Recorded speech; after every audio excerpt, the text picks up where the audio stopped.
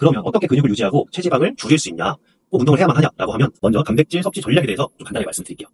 우선 단백질을 더 많이 드셔야 됩니다. 왜냐하면 40대에는 단백질 흡수율이 떨어집니다. 안녕하세요. 부럭몬스터입니다. 근육량을 지키고 체지방을 줄일 수 있습니다. 오늘은 제 100일 챌린지 중간 결과와 함께 우리 같은 40대가 넘은 중년이 꼭 알아야 할 영양 이야기를 좀 해볼까 합니다. 먼저 영양에 대해서 이야기하기 전에 40대의 신체 대사 변화와 왜 영양이 필요한지에 대해서 말씀드리겠습니다. 나이가 들면서 우리는 자연스럽게 노화가 오게 되고 우리 몸에 변화가 오게 되는데요. 솔직히 40대 때부터는 약간 이런 변화가 좀 뚜렷해지는 것 같습니다. 그래서 예전에 선배들이 제가 30대 때 야 40 돼봐라. 정말 몸이 다르다. 매일 아프다. 하루하루가 다르다. 뭐 이런 얘기를 하시긴 했는데 그렇게 느끼는 것들이 자연스러운 노화의 변화였어요. 근데 사실은 이게 왜 오는지에 대해서 생각해보면 그렇게 복잡하진 않습니다. 첫 번째로 근육량이 자연스럽게 감소하게 됩니다. 40대 때부터는 1년에 약 1%씩 근육량이 빠지는 근감소증이 시작하게 됩니다.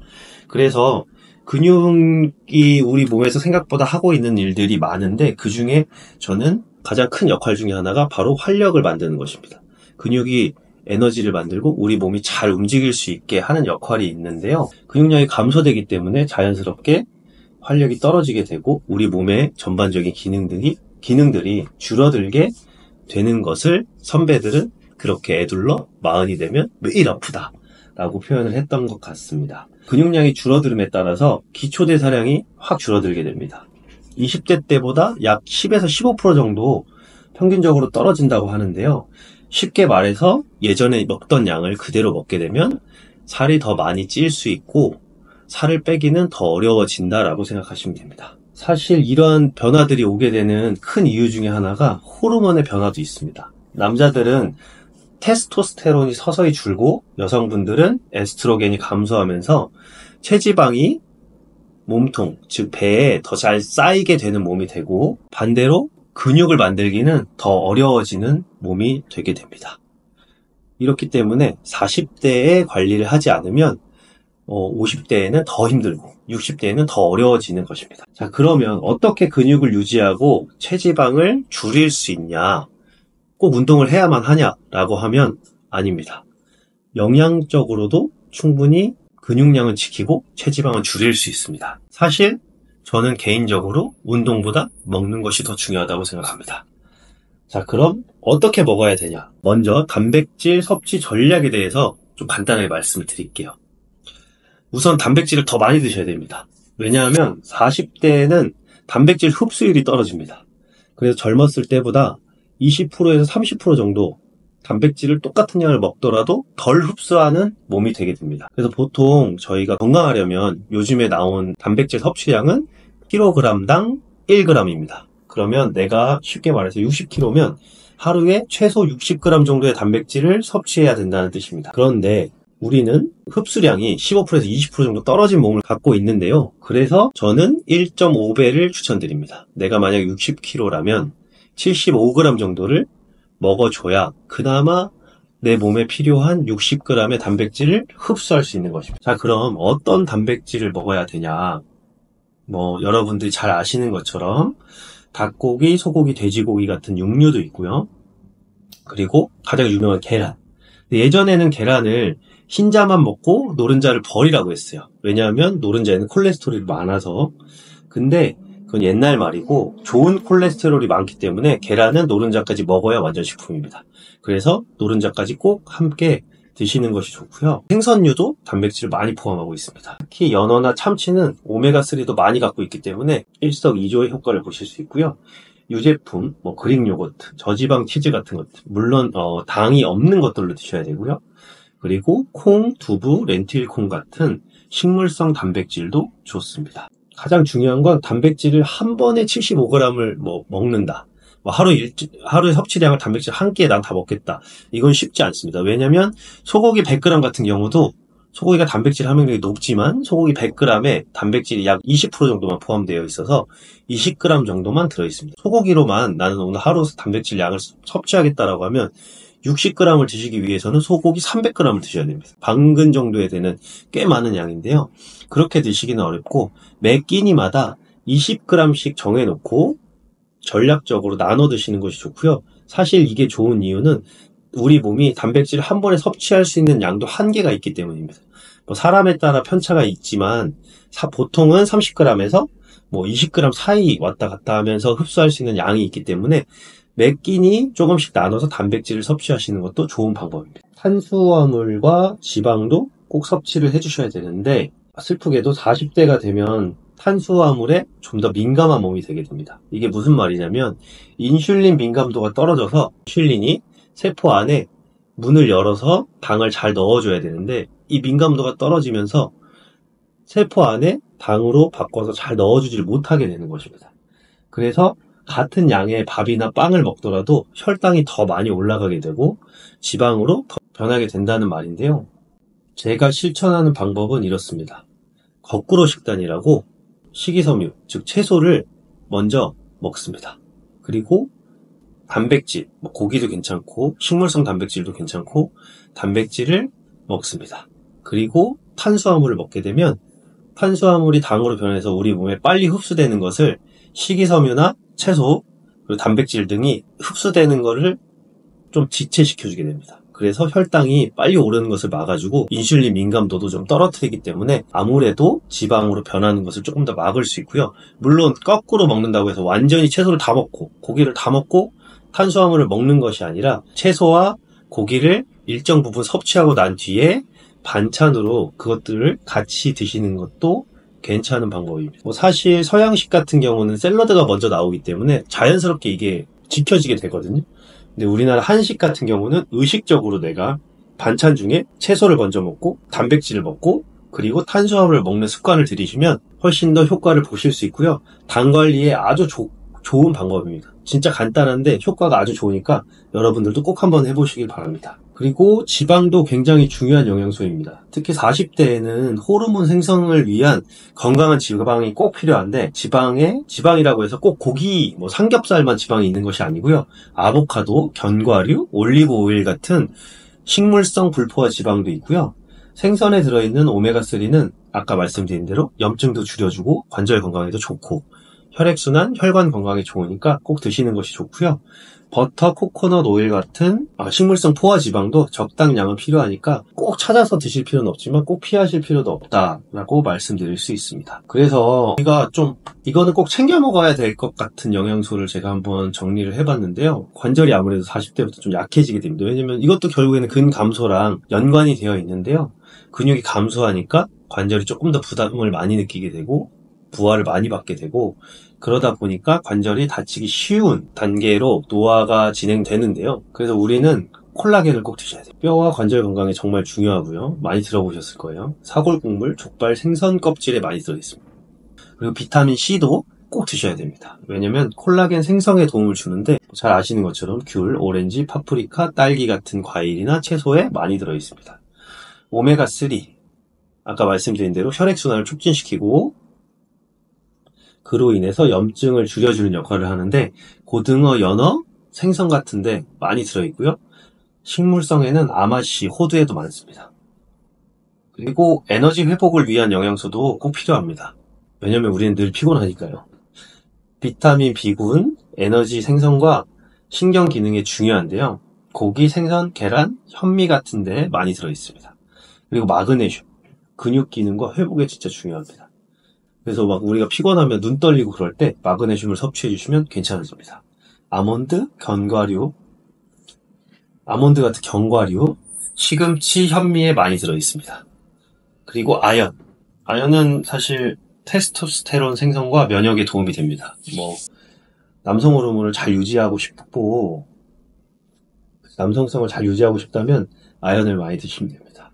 굴, 소고기, 호박씨 같은 데에서 많이 찾아볼 수 있고요. 비타민 D, 뼈 건강이랑 면역력이 정말 중요한데 햇빛만 쬐더라도 우리 몸에서 스스로 합성하기 때문에 실내 생활을 많이 하시는 분들은 의식적으로 하루에 한 번씩 꼭 햇빛을 쐬주시는 것을 추천드립니다.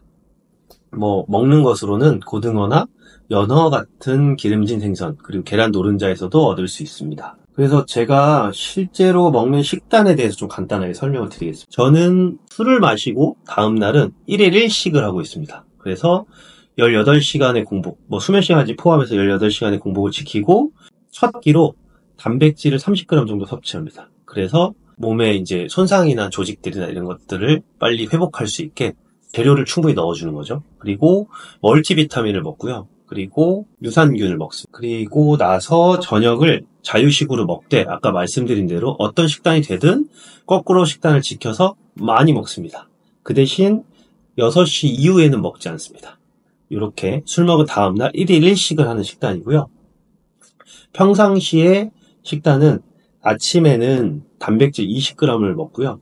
단백질을 보통 저는 아까 단백질 섭취를 식물성 단백질 파우더로 간편하게 먹고 있는데 뭐 계란을 드셔도 좋고 아니면은 닭가슴살을 드셔도 좋고 여러 가지 다른 단백질 대체제로 탄수화물을 제외한 단백질과 채소만 먹습니다. 그리고 점심은 보통 일반 직장인들과 똑같이 한식 뷔페나 일반 점심을 그냥 일반식을 먹습니다. 되도록 튀기거나 구운 요리는 좀 피하지만 일반적으로 키 가리는 것 없이 아까 말씀드린 대로 거꾸로 식단하면서 점심을 먹습니다. 저녁은 되도록 단백질이 많이 있는 음식으로 먹고요. 채소도 많이 먹습니다. 그리고 탄수화물은 조금 적게 먹는 편입니다. 물론 제가 적게 먹는다고 해서 200g 밑으로 먹진 않아요. 왜냐면 저는 근육량도 많고 활동량이 많기 때문에 탄수화물을 아주 적게 먹는 편은 아닙니다. 그리고 되도록이면 가장 중요한 것은 식단 사이에 중간중간에 단식 시간을 꼭 지켜주셔야 되는 겁니다. 우리가 너무 많이 먹어서 살을 찐다기보다는 너무 자주 먹어서 살이 찌는 것이거든요. 그래서 생각보다 6시간에서 5시간의 단식 시간을, 식사 중간중간에 단식 시간을 꼭 지켜주시는 것을 추천을 드립니다. 이렇게 식단을 유지하면서 사회생활 때문에 어쩔 수 없이 술자리나 먹지 말아야 할 것들을 먹었을 때도 제 몸을 잘 유지할 수 있었고요. 특히 단백질 양을 늘리고 탄수화물의 질을 좀 늘리면 운동하고 나서 회복이 훨씬 더 빨라지고 지방은 줄면서 근육은 유지되는 효과를 확실히 느끼실 수 있습니다. 40대라고 해서 체력이나 몸매 관리를 포기하지 않았으면 좋겠습니다. 오히려 더 현명하게 영양 전략을 세우면 꼭 운동을 하지 않더라도 20대, 30대 때보다 더 좋은 몸을 만들 수 있고요.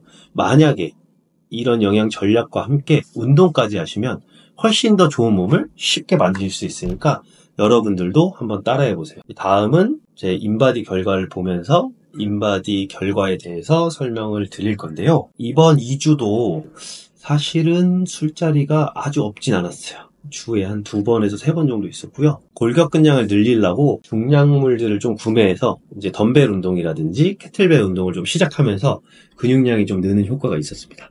자, 그래서 인바디를 보면서 자세히 설명을 드리겠습니다. 인바디 점수는 크게 의미는 없습니다. 기초대사량을 보시면 골격근량과 함께 꾸준히 올라가고 있는 것을 보실 수 있고요. 2000대까지 좀 올리고 싶은데 아직은 쉽게 2000대로 올라가지 않습니다.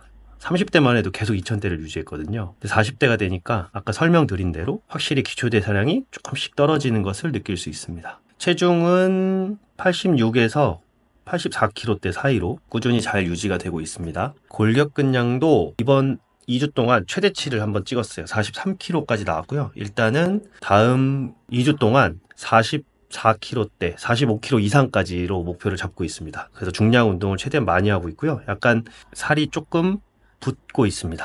그리고 체지방량은 다행히 12%대로 아주 잘 지키고 있습니다. 이때 25일날 10%대까지 떨어졌는데 이때는 제가 간헐적 단식을 좀 진행하면서 단백질 섭취량을 늘렸더니 골격근량은 오히려 늘고 체지방량은 10%대까지 떨어졌습니다. 근데 26, 27일날 일반식과 함께 술자리가 좀 있었더니 바로 12.3%로 올라갔습니다. 그리고 BMI는 크게 의미는 없습니다. 체지방률도 마찬가지로 체지방량이랑 같은 패턴을 보이고 있고요. 내장지방은 지금 5에서 4를 계속 왔다 갔다 하고 있는데 아무래도 유지는 잘 되고 있는 편입니다. 그래서 이번 2주를 총평하자면 골격근량은 성공적으로 잘 늘리고 있었고 골격근량이 늘어나는 것에 비해서 체지방량이 많이 늘어나지 않아서 우선은 계획대로 가고 있다. 벌써 100일 챌린지의 거의 반 정도가 다다르고 있는데요. 다음 2주차까지는 최대한 골격근량을 늘리면서 체지방량을 늘리지 않는 방향으로 가다가 마지막 40일 정도는 최대한 다이어트 감량을 해서 몸을 만들어 볼 예정입니다. 여러분들도 꾸준히 지켜봐 주시고 어쨌든 이번 주도 성공적으로 잘 지켜냈다. 저의 생각입니다. 자, 그래서 오늘 말씀드린 내용을 정리하자면 우리 40대가 꼭 기억해야 할 영양 포인트는 딱 3가지예요. 첫 번째, 단백질은 젊었을 때보다 더 많이 먹어야 한다. 왜냐면 40대는 단백질 흡수율이 떨어지고 근육 유지가 어려워지니까 체중 1kg당 최소 1.5 이상의 단백질을 드세요. 닭가슴살, 계란, 그릭, 요거트, 생선 같은 양질의 단백질을 몇 끼니마다 꼭 먹는 게 포인트고, 식사할 때는 식이섬유 단백질부터 먼저 먹고 나머지를 먹는 습관을 들이세요. 그 두 번째, 현명하게 식사를 하세요. 아까 말씀드린 대로 거꾸로 식단. 식이섬유, 단백질, 탄수화물, 이 순서대로 드셔서 우리 몸의 혈당을 높이지 않는 습관을 들이시는 것이 가장 중요합니다.